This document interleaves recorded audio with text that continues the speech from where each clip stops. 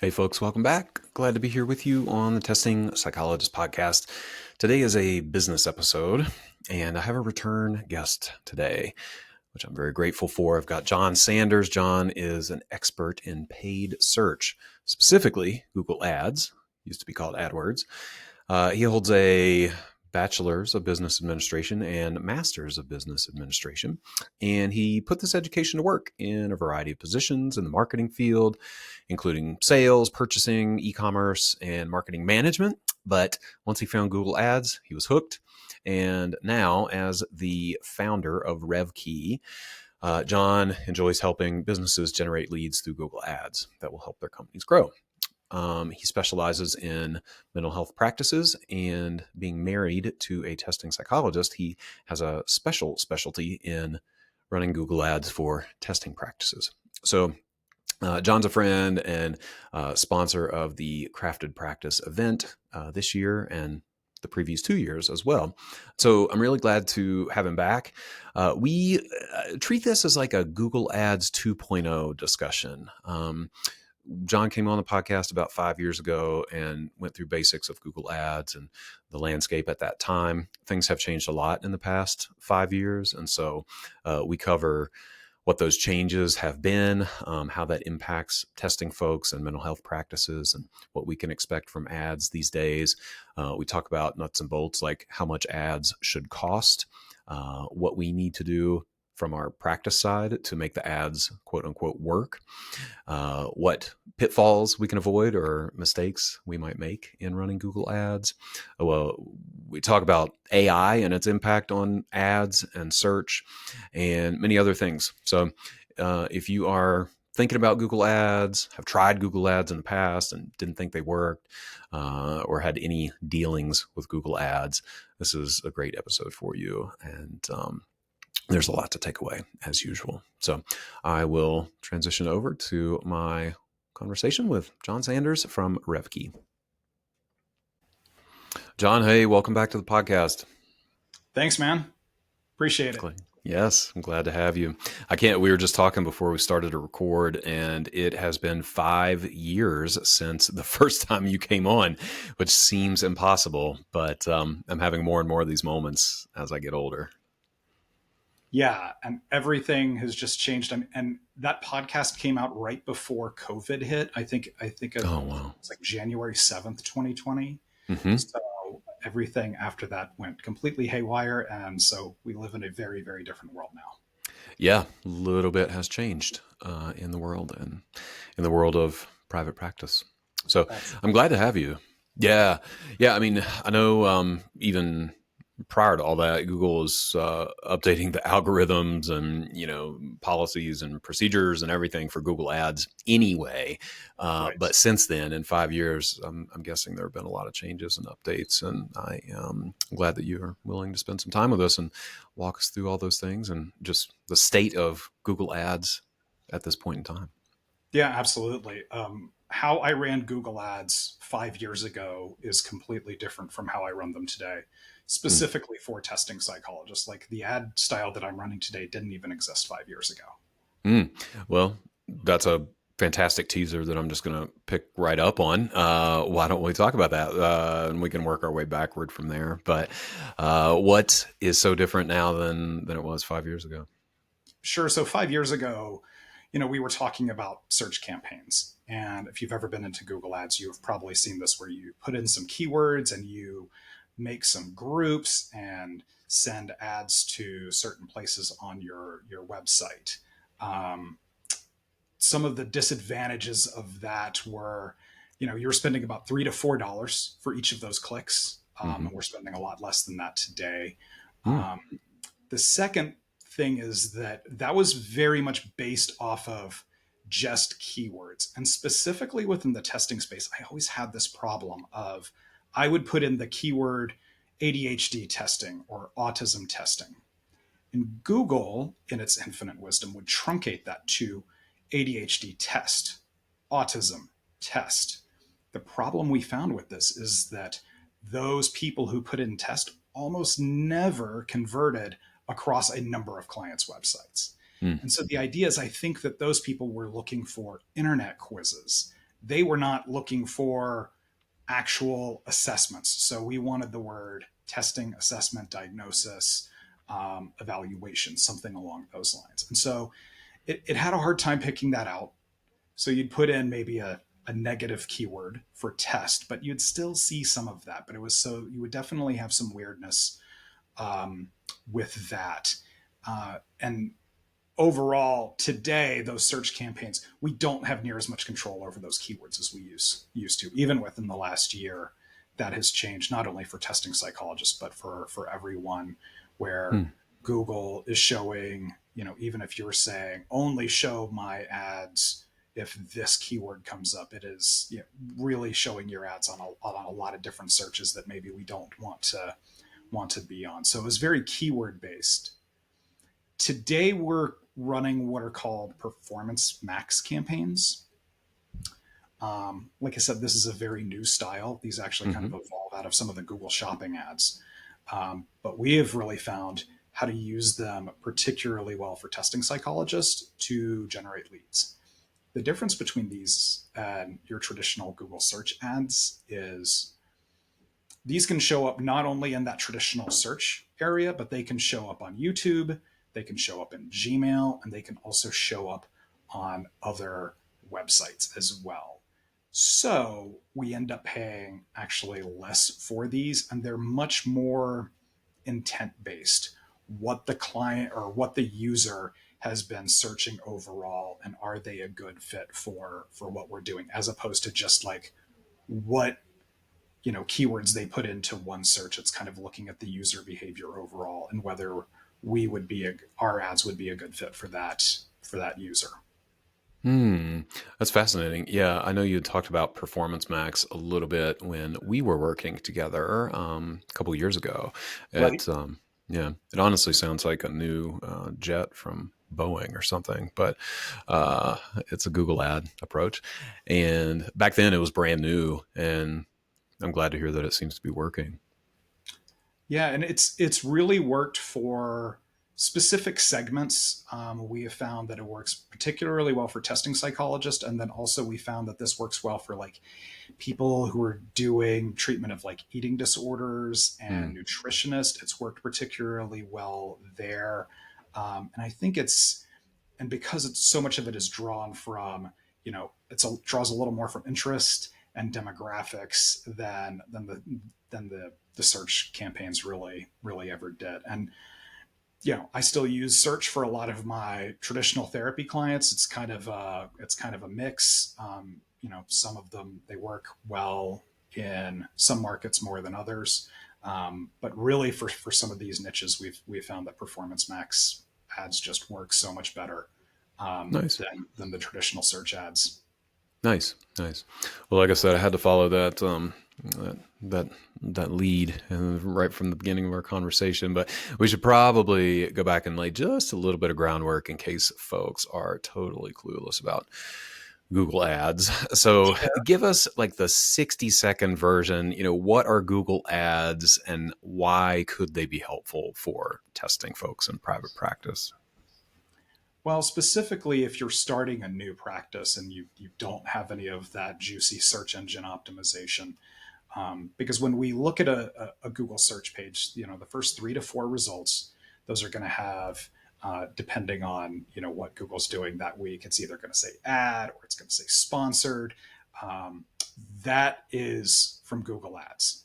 As you go further down the page and you don't see those tags, that is the organic results from Google, and that's the SEO side of things. And Hmm. despite the fact that they both appear on the same pages, those are two completely and utterly different disciplines. I am no SEO expert, and when it comes to SEO stuff, I have SEO people that I refer to. But for Google Ads, this is really what my team and I do on a very regular basis. So, and typically within Google Ads is that when your ad is clicked is when you are going to get charged, and when your ad is clicked, we're going to send it somewhere on your website with the idea of getting people to spend some time on your website, read your content, and then ultimately take that next step as the goal of calling you, filling out your form, or if you have some sort of scheduler on your website, getting them to do that. Um, Hmm. So essentially, I mean, Google Ads are a way to pay your way to the top of Google search results. Is that a good way to think of it? right. Absolutely. Well, and especially with now that Google is, putting the AI overviews at the top, and then you've got ads. So those organic results keep getting pushed farther and farther down the page, much to the chagrin of my SEO friends. Yes. Uh, but it really is, especially once again for new practices. If you just started and you just put up your website, it can take 6 months to a year, depending on where you are, to really start showing up organically really well. And so that, but you really can't wait for that because you need patients yesterday. Hmm. So this is a way, especially for newer practices, to do that, and then also for existing practices as you continue to grow, to continue to keep caseloads full. Gotcha. Gotcha. Yeah, I like that you made that distinction. It's a great way to jumpstart. Yeah, people being able to find you because, like you said, I don't know that this whole world of search engine optimization is mystery to a lot of folks. I think, and a lot of us, I talk to a lot of consulting clients who build a website and publish it, and then are sort of disappointed that no one can find them in the first month or so. And it really does take months and months for your website to rank in Google if it's done well. That's assuming it's done well, and it will rank. But Absolutely, and I think that that's an important point to make as well. Is that you can do everything right in Google Ads, but if you're taking it to a website that doesn't have good content for what you're trying to do, or is laid out badly, or it's really hard to fill out that form, that's going to cause a lot of problems. And so, one of the first things, whenever we talk to a potential client, is look at their website. And in a lot of cases, we have to go, well, you have this one page that says services, that says ADHD testing, autism testing, that doesn't work. All of those things essentially just need to go out and become their own page, and hmm, usually with 500 words on it. And because not only for the SEO side for Google, but when we push people to those pages, we want them to be able to read the content and go, oh, yes, this is exactly what I need. This explained what autism testing entails. And ultimately, to get them to take that next step, you're going to need the content on your website to support those ads. hmm. Yeah, yeah. I like that we're talking about this again, just pulling from real life stories. I hear from a lot of folks like, oh, I tried Google Ads, they didn't work. And my question is always, well, what part didn't work? Like, because I don't know, I like to break things down and be super concrete, as people know, right? So I think of it as kind of three parts to Google Ads, quote unquote, working. One is the ad actually being written well and getting clicked. The Right. second part is your website being a good website that people want to read and spend time on. And then the third is making it super easy for people to then contact you from your website once they're interested and engaged. And if any one of those components is not in place, then Google Ads, quote unquote, don't work. Is that fair? Right. And I would even add on to that, it's really also who your ads are being put in front of. Mm, hmm.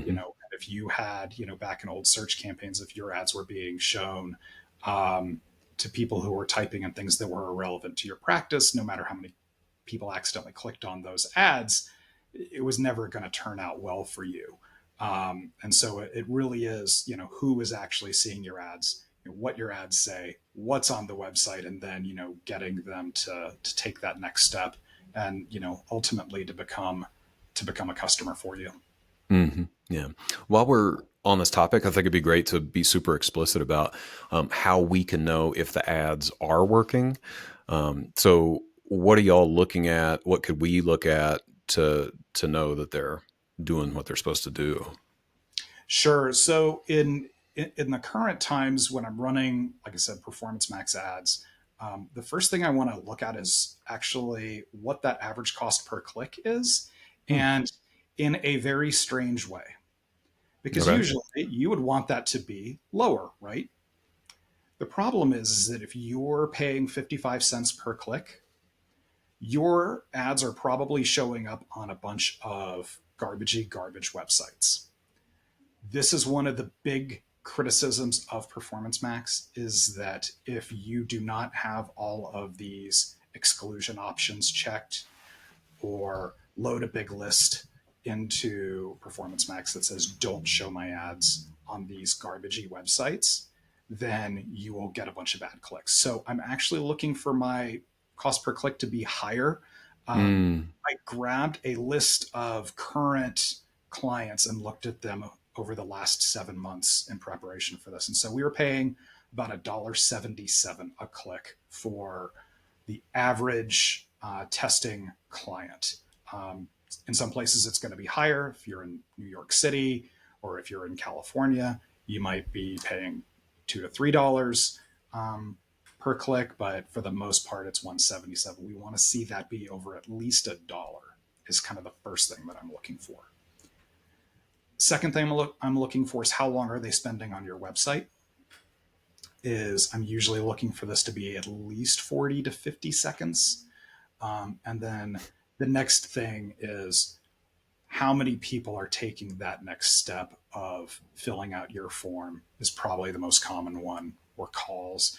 I don't see automated schedulers on most testing psychologist websites, so it's usually going to be that form, and what that percentage is. Now, for the most part on PMAXs, if I'm just looking in general, I'm looking for 3% of people to take that next step.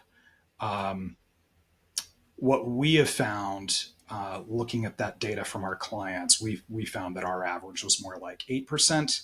And I had to throw one campaign out because it's doing ADHD and autism testing, but it's doing it in very remote areas where there's not a lot of service, where we were getting a 20 to 30% conversion rate. I just threw that out of my data. A little bit of an outlier. Completely unrealistic.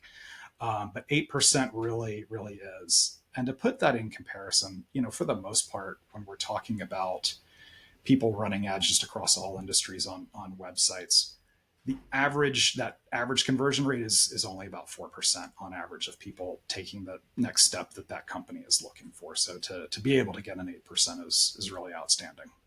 That's great. And you're talking about 4 to 8% of people who actually click on the ad and make it to the website.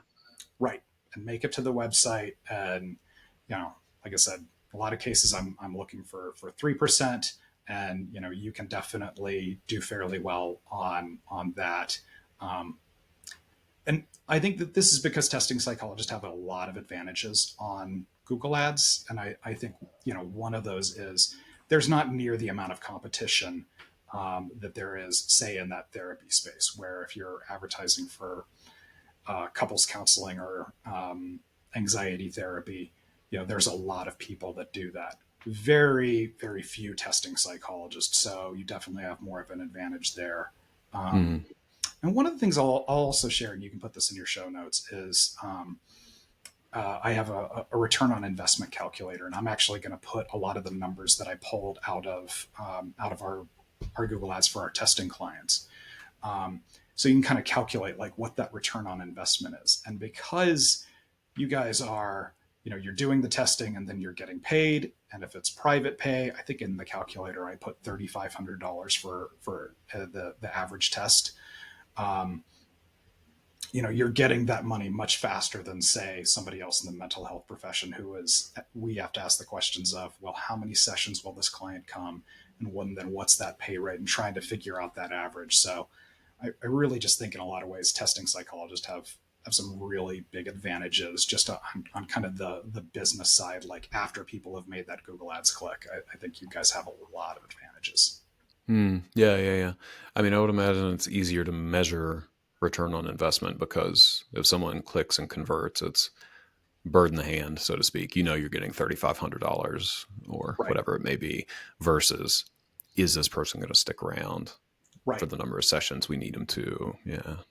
Absolutely. Yeah. The therapist, they have to deal with like that retention side, which is, something that you guys don't even have to worry about. Yeah, yeah. Are there other major? differences, I think, between running ads for testing folks versus therapy from y'all's side as far as how you write the ads or strategy or anything like that? Yeah, there are a couple of differences when it comes to like a local therapy practice, and especially if they're just like an office. I'm usually like trying to keep that within like 20 to 30 minutes of the office. Mm-hmm.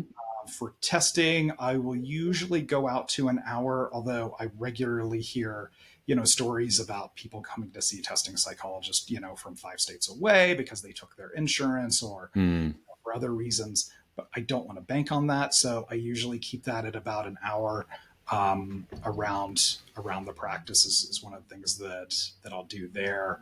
Um, Actually, much like therapy, one of the questions is, are you taking insurance versus not? And fortunately, much like the old search campaigns, we one of the main things that we want to use is that household income targeting.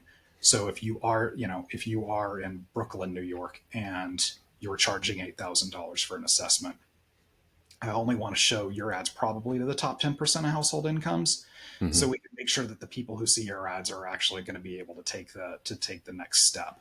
And I think that that's one of the greatest advantages that Google Ads has versus SEO or so many other things, is being able to really dial in on the clients that you're looking for. Right, right. Yeah, I was surprised the first time I heard that.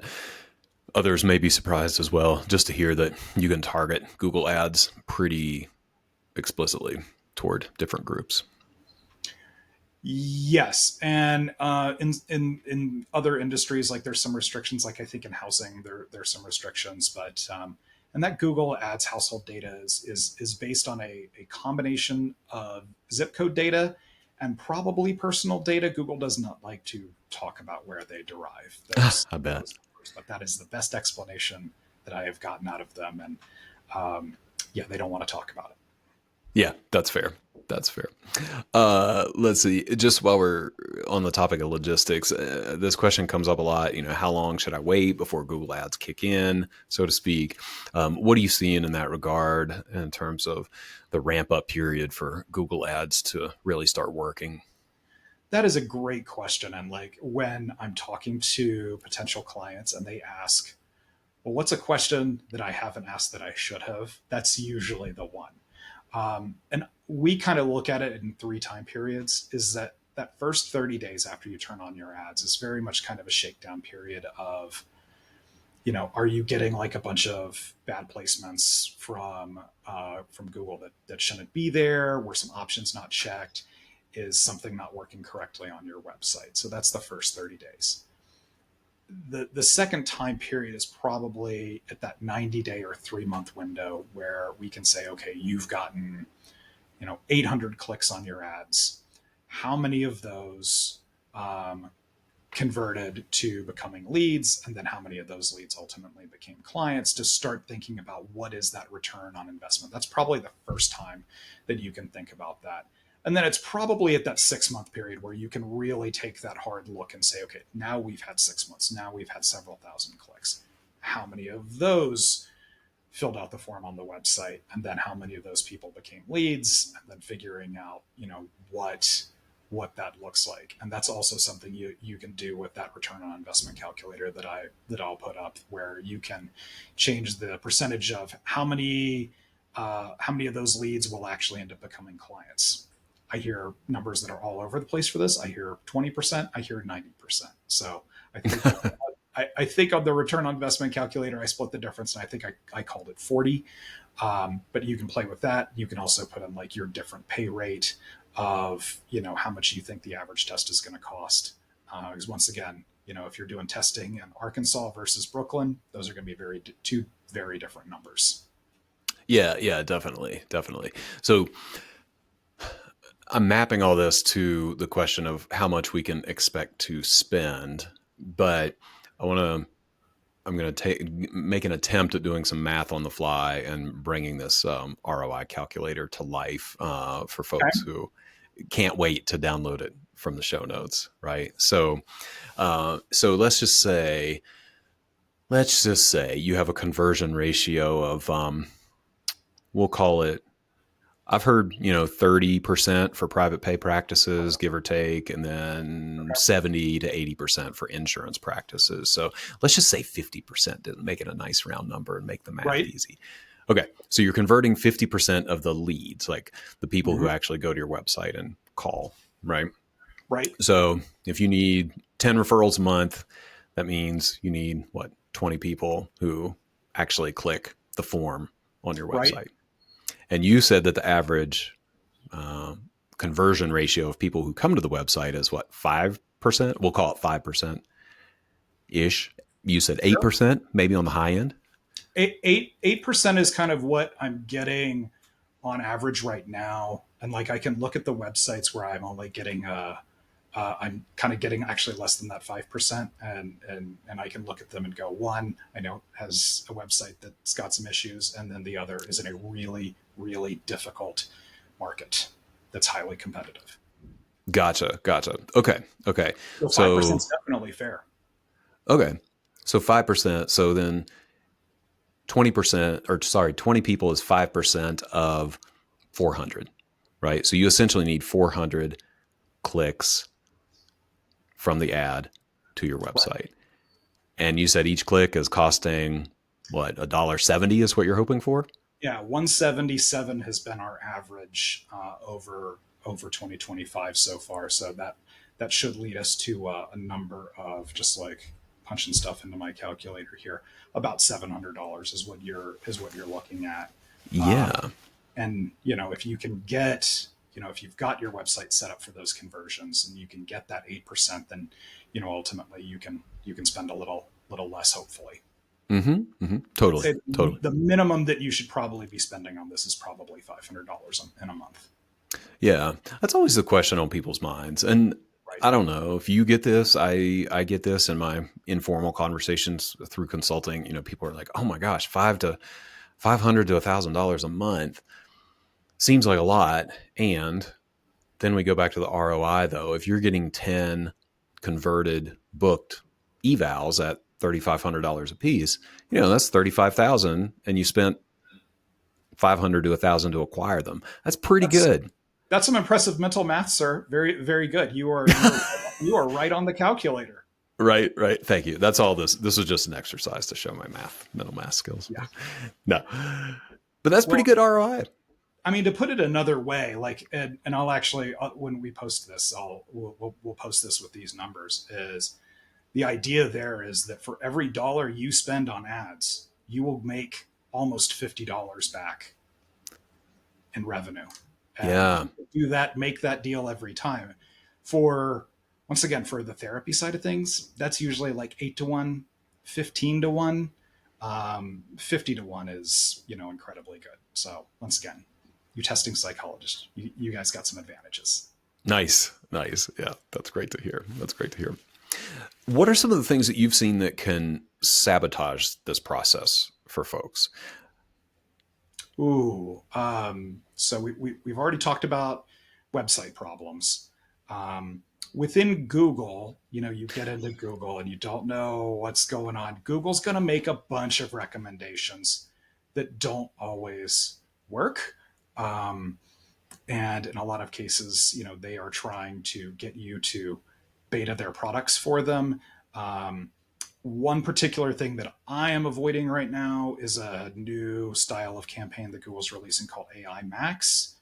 Um, the problem with AI Max, particularly, is not even on the targeting side, is that it's going to write your ads for you. And in any industry that has any legal issues around advertising, I do not ever want to do that. So I'm just avoiding that one, outright at this point. That's And fair.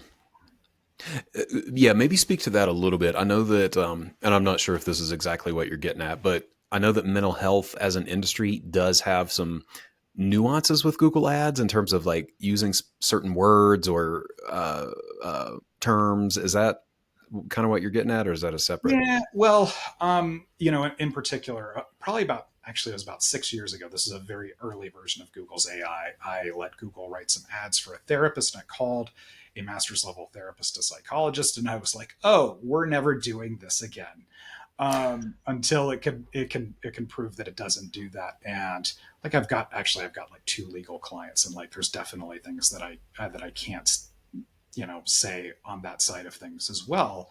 So I'm just going to avoid that. As far as like some of the keywords, um, fortunately, Google has not been as harsh on the this year. We still run into some issues.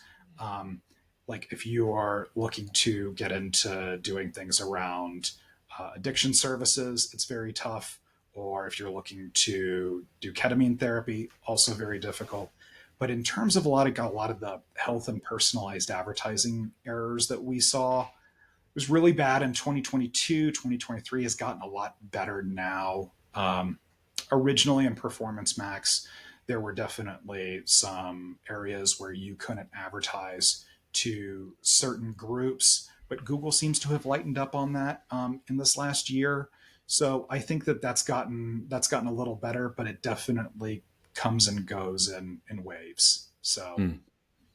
I hear you. I hear you. Do you have any thoughts on strategies for small practices versus group practices, or is it largely the same? I think within the testing space, there's a lot of similarities. It's really just kind of the amount of budget that you're going to spend, and like you talked about it correctly earlier with, if you have got an idea of how many open appointments you have in a month and you need to fill, like that can definitely inform your ad budget. And if it's just you and you just opened and you're testing one person a day, and so you're doing maybe 20 tests in a month, you've got a pretty good idea of how many leads you're going to need, versus if you're in a practice of 10 or 15, you're gonna potentially need a much larger budget to cover some Google ads. Um, and then of course you're going to have things from other sources. You're going to have people come in organically. Maybe if you're running some social media stuff, you'll have some people come in from that. But um, so I think that's one of the big things, specifically for testing psychologists. Mm-hmm. And then if you add a therapy portion to your practice, or and I would say probably about 50% of the testing psychologist I'm running for, about 50% also do therapy. And so in that case, we might do a more traditional search campaign where those still in some cases work better than Performance Max campaigns, just depending on what you're advertising for and what area you're in. Yeah, I hear you. I hear you. How about the ad content itself? This is a big question. How do you determine what's gonna work for each person? Like, are you, tailoring the ad content? Say, if I was a solo practitioner, are you writing a more informal, like personal ad copy versus, for a larger group practice, it's maybe a little more, I don't know. I'm not sure what the opposite of that is. Not impersonal Yeah. necessarily, but just So broader. one of the things that we'll do when we get a new client is really kind of look at the website and like try to mirror some of the language that they use. We were recently working on some content for a testing psych website where the owner very much said, "I want to make sure that this is like um, neurodivergent affirming and things along those lines." And so that's definitely something that we want to take into account when we're writing our ads. In addition to, what we'll do is, within that Performance Max group or Performance Max ad, we will have like a group that's specifically working on ADHD. And so like most of our headlines are going to be related to ADHD testing. And ultimately when people click on that, we want to take them to the ADHD page on your website. Yeah, yeah, that makes sense. That makes sense. I'm personally very curious about the role of AI and how this is going to impact ads and Sure. future search results.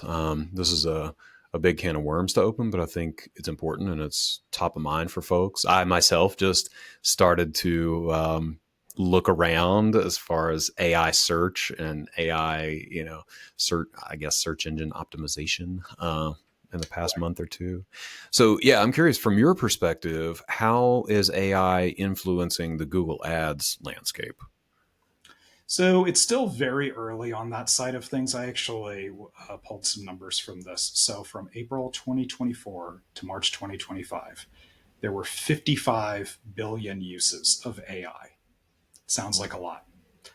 During that same time, there were 1.86 trillion searches within search engines. So search engines still are the big gorilla in the room, but it's definitely increasing.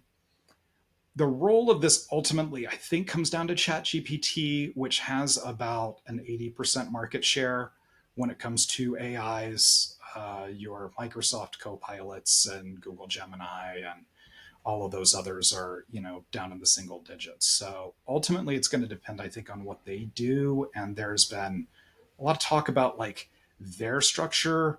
It seems like they're going to stay as a nonprofit for right now, but we'll kind of see where that lands. Yeah, Forgive me for being skeptical. yeah, I don't know what Sam Altman and all of the guys on the board over at OpenAI are going to do, but that's really the one to pay attention to on that. Google is already starting to integrate some of Google Ads into their AI side of things, which they're definitely going to do. Google makes 75% of its revenue off of ads, so they definitely don't want that to go away. But still, they are also a small player in the AI world right now. Right, right. Yeah, I guess it goes both ways. I mean, there's this question of how to embed ads into AI, I Right. suppose. Um, but then there's also the other side of it. I guess I don't know. Maybe it's just another facet of the same thing. Of does uh, is AI going to are ads even going to be relevant when people are searching through AI? Um, Right. And ultimately, so many of these internet business models come down to one question of how you're going to make money. And the answer is either A, you're going to put ads on it, or B, you're going to charge a subscription. And mhm. so I think it's going to depend on, especially as AI gets more adopted. Now, a lot of people right now who are using it are very much on the early adopter side and are very much willing to pay for it. But is that what it is going to look like when everyone else actually starts using it? Now, of course, there's like free versions of ChatGPT and Gemini, and then there's the upgraded pros. But I could definitely see a world where, within Google's Gemini's free version, and you're probably going to start seeing this over the next 6 months, where you're going to start seeing some ads ultimately in those results. Yeah, yeah. So, do you feel like I'm going to try to expand and formulate my previous question a little bit better? I mean, so it sounds like there's this dimension of, okay, how can we embed ads in these existing platforms as we know them now? Like maybe ads are going to show up on the side of ChatGPT or, on the sidebar of Gemini or whatever it may Right. be.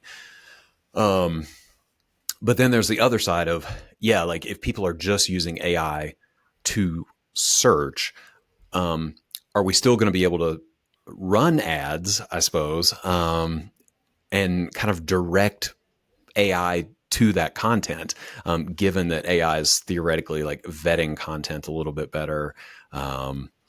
And I guess, can we break through the AI um, firewall to get our ads in front of people, given like AI's means of choosing quality websites? I don't. That was a terribly convoluted question, but hopefully someone out there is understanding what I'm saying. It's so hard to know, and I think maybe in a year we'll have a better idea like what it looks like on the Google side. Hmm. My assumption on the Chat GPT side is because Microsoft is such a large investor there, that if they ever put ads on Chat GPT, it'll be run through Microsoft's ad Hmm. platform, Hmm. which is not a huge deal because it's very easy to export a Google Ads campaign and put it right into Microsoft as a CSV file. It's actually very easy.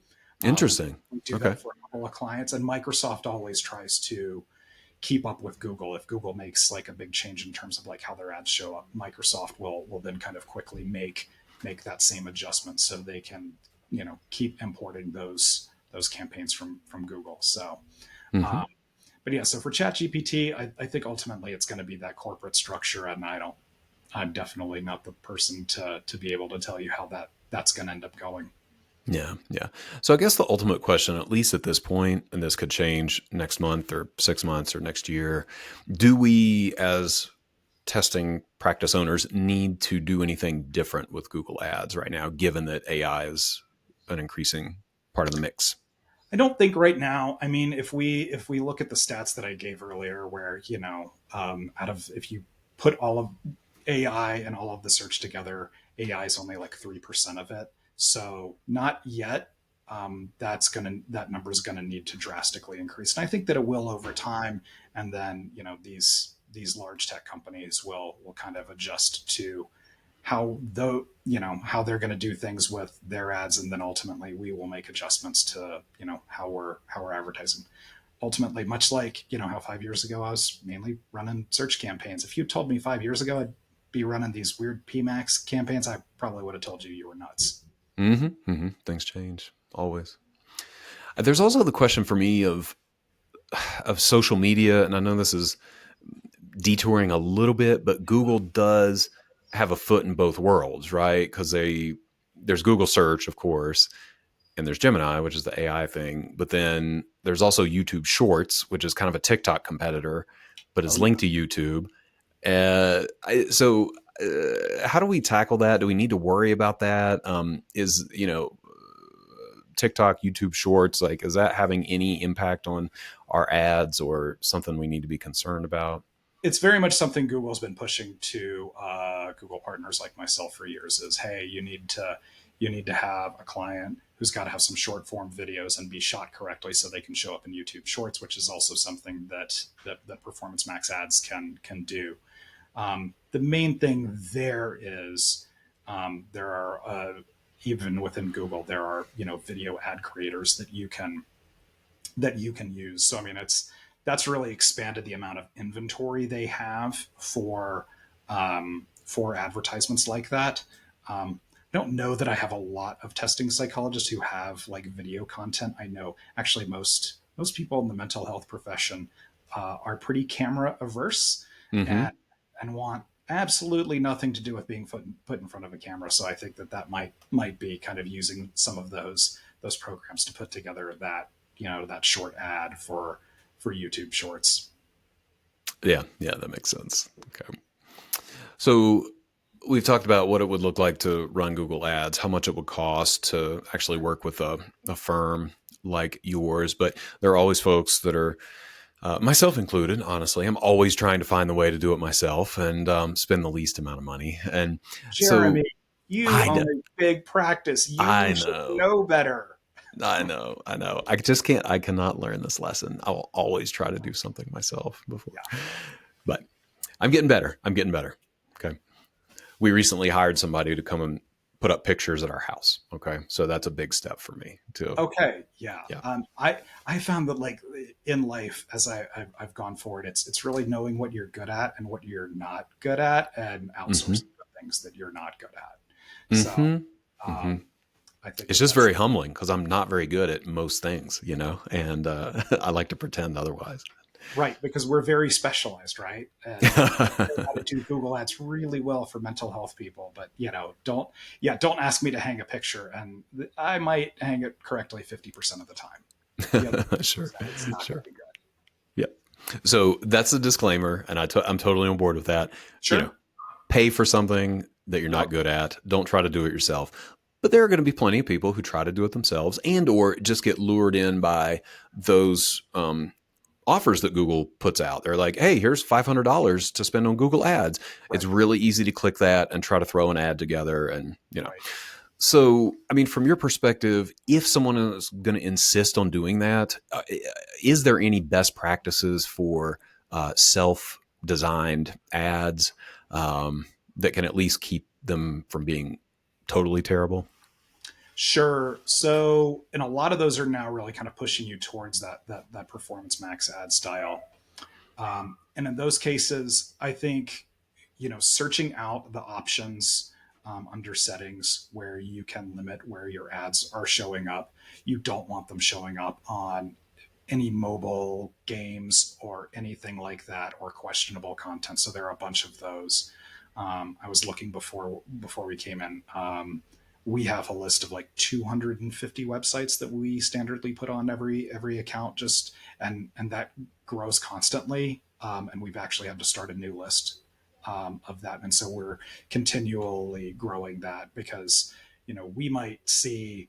And this is one of the advantages of an agency has is we might see the same website show up all of a sudden in like several performance max ads just out of nowhere, and it's like, okay, we can take that and put that on our negative list. Gotcha. Gotcha. All right. I think that that's probably the main thing, and then also using that household income targeting is really effective, especially if you're not an insurance practice, and making sure that you tune that correctly to where the people who are seeing your ads are ultimately going to be able to pay for your services. Yeah. These are good ideas. Good ideas.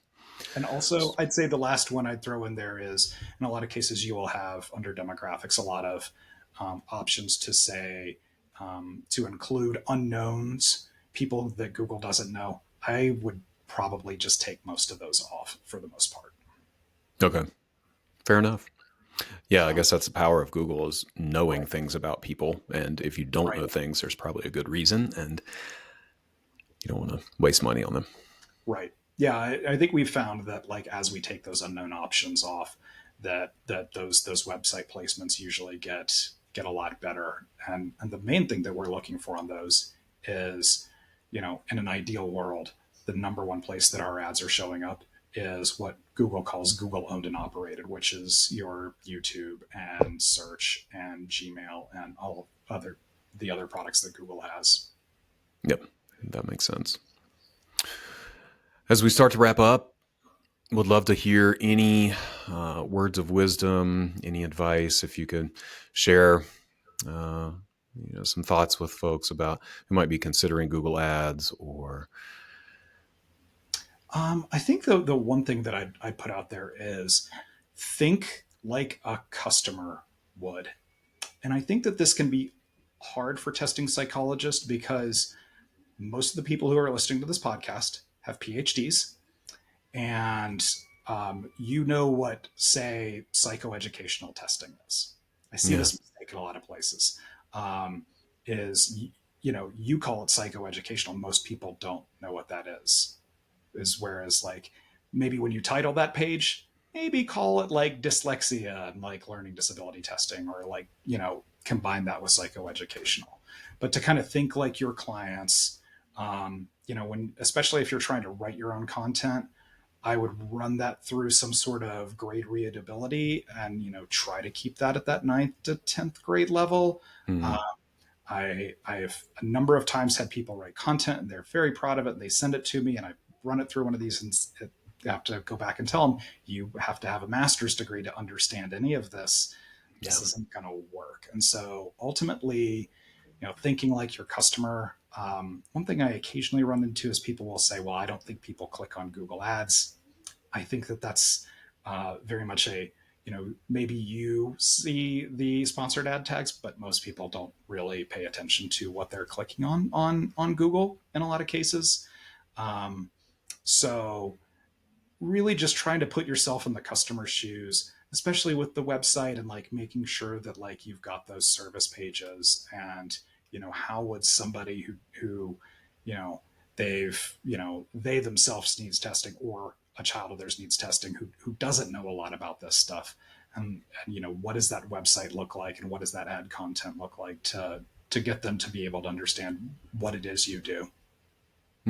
that's great advice. Yeah, yeah, and just another instance of writing for our audience and not getting caught up in jargon. I think that applies to the reports that we do, and it applies to our website copy and any Absolutely. audience And facing I material. I am definitely, not practicing what I preach on that, because sometimes I will go off into Google Ads jargon, and a team member of mine will be like, so what John's trying to say is, because I've spent too much time on this side. It's hard. So I understand that it's hard to turn off all the tech language and bring it down to a level that most people can understand.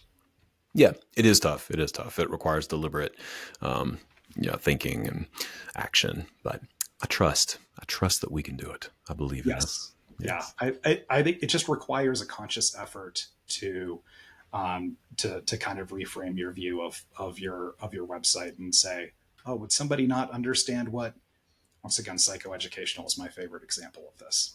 Mm-hmm. Mm-hmm. It's a great example. One of those words we use probably almost daily for a lot of us, Right. and it just doesn't resonate with the audience. And if you put the word psycho in front of almost anything, it makes it sound a little scary to some people. So, Sure um, does. particularly for that one, it's trying to communicate what that actually means to the average person. Yes, yes, definitely. That's what I'm going to do for the rest of the day is experiment with putting psycho in front of all kinds of different things and see what it Ooh, feels let me like. know how that goes out for you. I'm sure that won't be an HR issue at all. Right, right. Well, this has been awesome. Thanks for coming back and just talking through updates to Google Ads, dispelling some myths, and hopefully walking people through it and bringing it to life a little bit for anybody who might be considering it or wondering what it's about. Always glad to have you. Yeah, absolutely. I love always getting to talk to my testing psychology people. Yeah, yeah. And if people want to reach out, get in touch with you, what's the best way to do that? Just go to my website at revkey.com. That's RevKey.com, and fill out our form and become a conversion. And then, we'll set something up with you. Love it. Full circle. All right, John, good to talk to you as always. All Take right. care. Thanks, Jeremy.